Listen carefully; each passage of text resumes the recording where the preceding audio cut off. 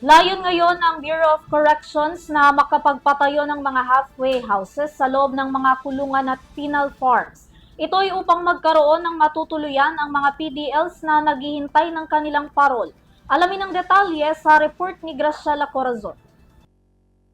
Pinaplano ngayon ng Bureau of Corrections or Bucor na makapagpatayo ng halfway house sa mga kulungan at penal farms sa buong bansa na pansamantalang matitirhan ng Person Deprived of Liberty o PDLs.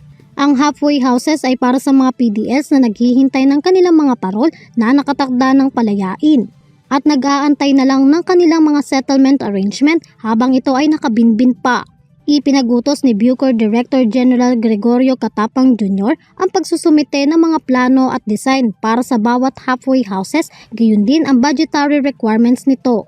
Inatasan din ng ahensya ang mga opisyal na ayusin ang mga lugar kung saan sila maaaring manatili ang mga PDLs na papalayain upang mahiwalay sila sa pangkalahatang bilangguan habang pinaplano pa ang proyekto. Naglalayong ito na ihanda ang mga PDLs para sa kanilang kalayaan na meron silang mapagkukunan ng kanilang kinakailangan para sa kanilang paglaya.